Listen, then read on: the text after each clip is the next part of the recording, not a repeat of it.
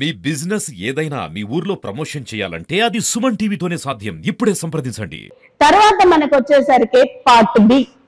ఇది మనకి తెలుసు, మీకు బిట్ పేపర్ అంటారు కదా.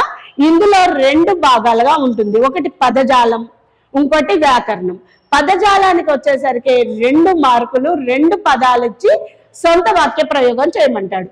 సొంత వాక్యంలో మీరు ఒక వాక్య ప్రయోగం చేసేటప్పుడు ఆ ఇచ్చిన పదం మీరు ప్రయోగిస్తున్నారా లేదా అని ఒక్క వాక్యంలో చూసుకొని ఆ ప్రయోగాన్ని చూసుకోవాలి. ఉదాహరణకి బాసిల్లింది. తెలంగాణ సిరి సంపదలతో బాసిల్లింది. బాసిల్లింది అనే పదం అంటే అక్కడ ఇచ్చిన పదాన్ని మనం వాక్యంలో ప్రయోగించామా లేదా అని చూసుకొని మీరు రాసినట్లయితే అక్కడ 2 పదాలు ఇస్తాడు, 2 మార్కులు. ఇక్కడ 2 మార్కులు అయిపోయినాయి పదజాలాల్లో. ఇంకా మనకి 8 మార్కులు ఉన్నాయి. ఒక్క బిట్కి వచ్చేసరికి 1 మార్కు చొప్పున ప్రకృతి వికృతులు, నానా అర్థాలు, పర్యాయ పదాలు, వ్యుత్పన్నార్థాలు ఎక్కువగా అడుగుతూ ఉంటాడు. ఇక్కడ నానా అర్థాలు అంటే ఒక పదానికి భిన్న అర్థాలు వచ్చేటటువంటి పదజాలాన్ని మనం ఎంచుకోవాల్సి వస్తుంది. నానా అర్థాలని, భిన్న అర్థగల పదాలని మీరు ఈ కింద వాటిల్లోంచి చూస్ చేసుకోండి అని మనకి ఇస్తాడు అనమాట. ఉదాహరణకి పక్షం అనే పదం ఇచ్చాడు. పక్షము అంటే మీరు ఏం రాస్తారు? నానా అర్థం అన్నాడు, భిన్న అర్థ పదాలు రాయాలి. పక్షము అంటే మనం ఏం రాయాలి? రెక్కలు. రెక్కలని పక్షము అంటారు. రెండో అర్థం ఏంటి? 15 రోజులు. అంటే భిన్న అర్థాలు. నానా అర్థాలు అంటే అనేక అర్థాలు. భిన్న అర్థ ప్రయోగం చేయగలగాలి. తర్వాత పర్యాయ పదం. ఒకే పదం ఇచ్చి అదే అర్థం గల పదాలు, అదే అర్థం గల పదాలని అడుగొస్తాడు, లేదా సమాన అర్థ పదాలని రాయమని అడిగే అవకాశం ఉంటుంది. ఏ విధంగా ఇచ్చినా అవక 3 ఇవక 3 చప్పడే ఇస్తాడు కనుక ఇక్కడ మనకి 6 మార్కులు, లేదా నానా అర్థాలు 2, పర్యాయ పదాలు 2 చప్పనైనా ఇస్తాడు, 4 మార్కులు. ప్రకృతి వికృతులు తెలుసు, గ్రంథస్థ పదాలన్నీ కూడా ప్రకృతి పదాలు. ప్రజల యొక్క నోట నాని రూపాంతరం చెందిన పదాలన్నీ కూడా వికృతి పదాలు. ఈ ఒక్కొక్కసారి వాక్యంలో తనే ప్రకృతి వికృతి 2 పదాలని ఇచ్చి ఇందులో ప్రకృతి పదాలు ఏవి, వికృతి పదాలు ఏవి మీరు గమనించండి అనే అంటాడు. నానా అర్థాలకి 2 మార్కులు, పర్యాయ పదాలకి 2 మార్కులు, అలాగే ప్రకృతి వికృతులు. ప్రకృతి అంటే గ్రంథస్థమైనటువంటి పదాలన్నీ ప్రకృతి పదాలు, ప్రజల నోట్లో రూపాంతరం చెందినవన్నీ కూడా వికృతి పదాలు. వీటిని కూడా మల్టిపుల్ చాయిస్ ఉంటుంది కనుక పిల్లలు ఈజీగా ఐడెంటిఫై చేస్తారు. ఒక్కొక్కసారి అదే వాక్యంలో భాష అని 2 పదాలను ప్రయోగించి ఇందులో ప్రకృతి వికృతులని గుర్తించండి అంటాడు. అది చాలా తేలిగ్గా మీరు చదవగలిగితే చాలా ఇది. ఉత్పన్నార్థం, ఒక పదం యొక్క పూర్తి అర్థాన్ని వివరించగలిగితే ఉత్పన్నార్థం. ఉదాహరణకి విద్యార్థి, విద్యను ఆర్జించువారు అని మనం వివరించగలగాలి. పుత్రుడు, పున్నామ నరకం నుండి రక్షించువాడు. నీరజబౌడు, నీరజమునందు ఉద్భవించిన వాడు బ్రహ్మ. ఇలాంటి పదాలని వ్యుత్పన్నార్థం అంటారు. వీటిని మనం కొంచెం జాగ్రత్తగా బిట్ పేపర్ని 1కి 2 సార్లు కంగారు పడకుండా చూసుకొని రాయగలిగితే పదజాలానికి సంబంధించిన 10 మార్కులు మీ సొంతం అవుతాయి. తర్వాత అంశానికి వచ్చేసరికి వ్యాకరణం.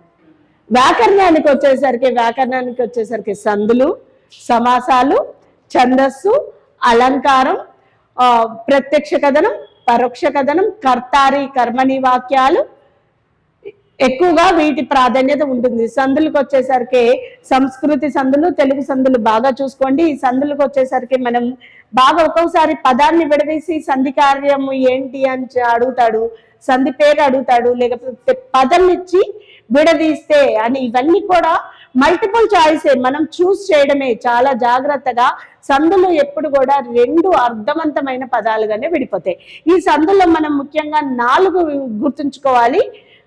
గుణములు అనగానే ఏవో 6 గుణములు, త్రికములు అనగానే ఆ ఈ 7 త్రికములు, యానులు అనగానే రాలు యానులు, అలాగే రుద్దులు, అవులు రుద్దులు. వీటిని గుర్తుంచుకోండి. ఎందుకంటే ఈ క్రింది వాటిలో ఏవి రుద్దులు, ఏవి యానులు, ఏవి త్రికములు అని అడిగే అవకాశం ఎక్కువగా ఉంటుంది. కన్ఫ్యూజన్ మీకు ఏర్పడుతూ ఉంటుంది. ఈ సమాసాల్లో ఎప్పుడు కూడా ఏం చేస్తాడంటే బహువ్రీకి ఉదాహరణ చెప్తున్నానంటే బహువ్రీహి సమాసానికి ఉదాహరణ కానిది అంటాడు, లేనిది అంటాడు. అంటే మీరు ఆ ప్రశ్నని జాగ్రత్తగా అర్థం చేసుకోండి. 3 బహువ్రీహికి సంబంధించినదే ఉంటది, ఒక్కటి కాదు. అందుకనే ప్రశ్నని జాగ్రత్తగా అర్థం చేసుకొని కానిదా లేనిదా ఉదాహరణ అడిగారా అని జాగ్రత్తగా చూసుకోండి.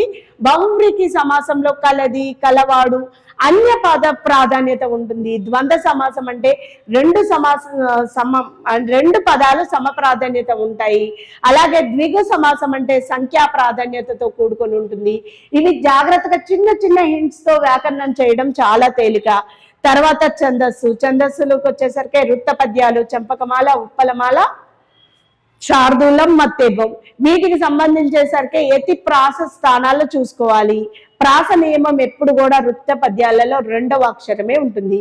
తర్వాత జాతులు ఉపజాతుల్లో ఉంటాయి. వీటిల్లో ఆట వెలది, తేటగీతి ఉంటుంది.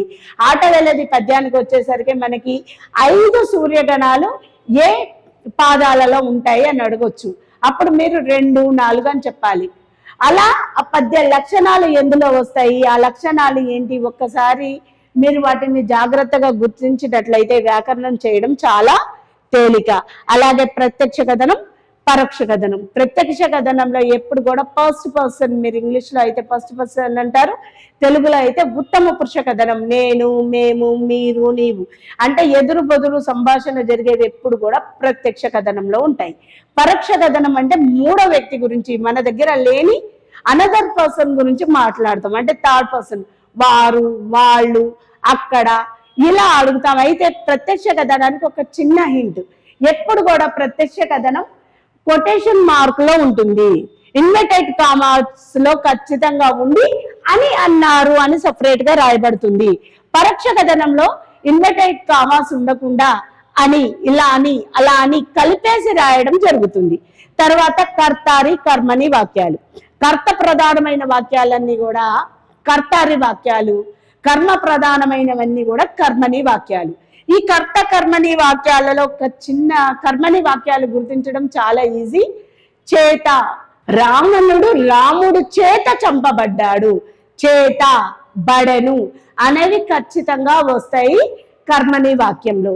ఈ విధంగా చిన్న చిన్న అంశాలను మీరు జాగ్రత్తగా చూసుకున్నట్లయితే ఖచ్చితంగా యావరేజ్ లో ఉన్న, బిలో యావరేజ్ లో ఉన్న విద్యార్థులు కూడా మోర్ దెన్ 50 మార్క్స్ తో సాధించుకొని చక్కగా తెలుగులో మంచి మార్కులను సాధించుకొని ముందుకు రావడానికి అవకాశం ఉంటుంది. చివరిగా ఉండేది అలంకారాలు. అలంకారాలకు వచ్చేసరికి 2 రకాలు ఉంటాయి, శబ్దాలంకారాలు, అర్ధాలంకారాలు. శబ్దాన్ని ఆశ్రయించి ధ్వని ప్రధానమైన అలంకారాలన్నీ కూడా శబ్దాలంకారాలు ఉంటాయి. వీటిల్లో మనకి 6 అంశాలు: నృత్యానుప్రాస, అంత్యానుప్రాస, లాటానుప్రాస, చేకానుప్రాస, యమకం, ముక్త పదగ్రస్త అలంకారాలు ఉంటాయి. వీటిని మనం చిన్న చిన్న హింట్స్ తో చాలా ఈజీగా గుర్తించవచ్చు. అంత్యానుప్రాస అలంకారం అంటే పదము చివర గాని, వాక్యం చివర గాని ఒకటే అక్షరం ఆవృత్తంగా వస్తే, ఇక్కడ బాగా గుర్తుంచుకోండి, 2 పదాలు ఒకదాని కింద ఒకటి, 2 వాక్యాలు ఒకదాని కింద ఒకటి ఉండి ఒకటే అక్షరం చివర ప్రయోగించబడినట్లయితే అది అంత్యానుప్రాస అలంకారం. వృత్తానుప్రాస అలంకారం అంటే ఒకటే వాక్యంలో ఒకటే అక్షరం, ఒకటి లేదా అంతకంటే ఎక్కువ అక్షరాలు పలుమార్లు ఆవృత్తంగా మరల వస్తుంది. ఉదాహరణకి వీరు పొమ్మను వారు, కారు పొగబెట్టువారు, కాకీక, కాకికి కాక, కేకిక. ఇలాంటి ప్రయోగాలు చేసినప్పుడు ఒకటే అక్షరం పదే పదే మన చెవులకి వీణుల వింపుగా వినపడితే ఇది వృత్తానుప్రాస అలంకారం. చేకానుప్రాస, చేక అంటే మీరు బాగా గుర్తుంచుకోవలసింది జంట. జంట పదం అవధాన భేదం లేకుండా, అంటే విరామము లేకుండా వెంటనే ప్రయోగించినట్లయితే, అర్ధభేదంతో ప్రయోగించినట్లయితే చేకానుప్రాస అలంకారం. ఉదాహరణకి తమ్ముడికి చెప్పు తెగకుండా నడవమని, చెప్పు తెగకుండా పక్కనే ప్రయోగించాం. ఇక్కడ చేక జంట పదం ప్రయోగించాం కానీ అర్ధభేదంతో ప్రయోగించాం. లాటానుప్రాస ఇక్కడ కూడా అంతే, ఒకటే పదం విరామం లేకుండా వెంటనే ప్రయోగిస్తాం కానీ ఇక్కడ పద అర్థం మారదు, తాత్పర్య భేదం మారుతుంది. ఉదాహరణకి శ్రీనాథుడిని వర్ణించు జిహ్వ అన్నాం. జిహ్వే అర్థం మారలే, నాలుకే, కానీ రెండోసారి నొక్కి చెప్తున్నావు.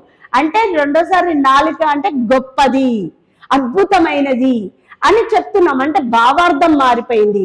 భావార్థం మారిపోయినప్పుడు దాన్ని నేను లాటానుప్రాస అంటారు. యమకం ఒకటే పదం విరామంతో, అక్కడేమో విరామం లేకుండా వెంటనే ప్రయోగిస్తాం, ఇక్కడ విరామంతో ప్రయోగిస్తాం కనుక యమకం. లేమా ధనుజుల గెలవగ లేమా, లేమా అనే పదం 2 సార్లు ప్రయోగించాం కానీ విరామంతో ప్రయోగించాం. ఇలా చిన్నవి గుర్తుంచుకుంటే మీరు అలంకారాలు చేయడం చాలా తేలిక. ఇక మిగిలితే ముక్త పదగ్రస్తం. ముక్త పదగ్రస్తం అంటే ముక్తము అంటే విడిచిపెట్టడం, గ్రస్తము అంటే గ్రహించడం. అంటే ఒక వాక్యం చివర ఒక పదాన్ని విడిచిపెట్టి రెండవ వాక్యం మొదలు ఆ పదాన్ని గుర్తించడం, మన అంతఃక్షరిలాగా. ఉదాహరణకి మనకి సినిమా పాట గుర్తుంచుకోండి, గోదావరి గట్టుంది, గట్టు మీద పిట్టుంది, లేదా గట్టు మీద చెట్టుంది, చెట్టు మీద పిట్టుంది, పిట్ట మనసులో. మొదటి పదంలో గోదావరి గట్టు, గట్టు వదిలేసాం, మళ్ళీ గట్టు మీద చెట్టుంది, మళ్ళీ గట్టుని గ్రహించాం. ఇలా శబ్దాలంకారాలను గుర్తించడం చాలా ఈజీ. తర్వాత అర్ధాలంకారాలకు వచ్చేసరికి ఉపమాన అలంకారం, ఉత్ప్రేక్ష అలంకారం, రూపకం, అతిశయోక్తి, స్వభావోక్తి, ఇవి చాలా శ్లేష అలంకారం. ఈ అలంకారాలు చాలా ఇంపార్టెంట్ అమ్మా. ఇవి కూడా చిన్న హింట్స్ తో మనం చాలా బాగా గుర్తించవచ్చు. ఉపమాన అలంకారం అంటే పోలిక, ఒక వస్తువుని ఇంకో వస్తువుతో పోల్చడం. ఇక్కడ లాగా వలె వస్తుంది, ఆమె మోము చంద్రబింబం వలె అందంగా ఉంది, లాగా రాముడు భీముడు లాగా బలశాలి, లాగా వలె అవన్నీ వస్తాయి. అంటే పోలిక, ఒక వస్తువుని ఇంకో వస్తువు ధర్మంతో పోల్చడం. ఉత్ప్రేక్ష అంటే ఊహ, ఊహించి చెప్పడం. ఇక్కడ లేనిది మనం ఊహించి చెప్తున్నాం. ఆ వెన్నెల పండు వెన్నెల, లేదా ఆ ఎండ ఎండి వెన్నెల, ఆ ఎండని కూడా ఎండి వెన్నెల్లా ఊహిస్తున్నాం. అసలు ఎండ మండుతూ ఉంటుంది కానీ మనం లేనిది ఊహిస్తున్నాం. ఆ సముద్రం పాల సముద్రంలా తలపిస్తున్నది, సముద్రం నీటితో ఉంది కానీ మనకి పాల సముద్రం కనపడుతుంది. అలా ఊహించి చెప్తే ఉత్ప్రేక్ష అలంకారం అవుతుంది. స్వభావోక్తి అలంకారం. స్వభావోక్తి అంటే ఉన్న స్వభావాన్ని ఉన్నది ఉన్నట్లుగా చెప్పడం. నాకు ఆకలేస్తుంది, కడుపులో ఎలకలు పరిగెత్తుతున్నాయి. ఆకలేస్తే అందరికీ సహజంగా వచ్చే పదం అదే, కడుపులో ఎలకలు పరిగెత్తడం. లేదా ఆ వనంలో లేడులు చంచల నేత్రంతో చెవులు రిక్కరించుకొని తిరిగాడుతున్నాయి. అంటే ఉన్నది ఉన్నట్లుగా చెప్పడం. కోపం వస్తుంది, కళ్ళెర్రబడ్డాయి, ఎలాంటి మార్పు ఉండదు అనమాట. ఉన్నది ఉన్నట్లుగా చెప్తే స్వభావోక్తి. శ్లేష అలంకారం అంటే ఒక పదానికి నానా అర్థ ప్రయోగం. ఇందాక మనం చెప్పాం కదా, అనేక అర్థ ప్రయోగాలను చేస్తే శ్లేష అలంకారం. శ్లేష ఉదాహరణకి మా విడాకులు ఇప్పించండి, మా విడాకులు ఇప్పించండి. ఇక్కడ ద్వంద్వ అర్థ ప్రయోగం చేయబడింది. మా విడాకులు అంటే మా విడాకులు తెంపి తీసుకురమ్మని అడుగుతున్నాను, లేదా మాకు డైవర్స్ ఇప్పించండి అంటున్నాను. వాడి కత్తి తీసుకురా, వాడి కత్తి అంటే పిల్లవాడి యొక్క కత్తి తీసుకురా, లేకపోతే వాడి పొదునైన కత్తి. అంటే ఒక పదానికి ద్వంద్వ అర్థ ప్రయోగాలను చేయగలిగితే శ్లేష అలంకారం అవుతుంది. అతిశయోక్తి ఉన్నదాన్ని కొంచెం ఉంటే ఎక్కువగా చేసి చెప్పడం. గోరంత దాన్ని కొండంతలు చేసి చెప్పడం. మా ఊరిలో సముద్రం అంతా చెరువు ఉంది, ఊరే ఉండదు కదా సముద్రం అంతా, కానీ వాళ్ళ ఊర్లో సముద్రం అంతా చెరువు ఉంది అని చెప్పడం జరిగింది. అంటే ఉన్న దానికంటే ఎక్కువగా చేసి చెప్పడం. మా తమ్ముడు తాటి చెట్టు అంత పొడవు, తాటి చెట్టు అంత పొడవు ఉండడం సాధ్యమా? కానీ మనం ఉన్న దానికంటే ఎక్కువగా చేసి చెప్తున్నాం. గోరంత దాన్ని కొండంతలుగా చేసి చెప్పితే స్వభావోక్తి అలంకారం. ఈ అలంకారాలన్నీ కూడా చిన్న హింట్స్ తో మీరు గుర్తించుకుంటే ఖచ్చితంగా వ్యాకరణ అంశాలలో ఒక్క బిట్టు కూడా పోకుండా పూర్తి మార్కులు సంపాదించుకునే అవకాశం ఉంటుంది.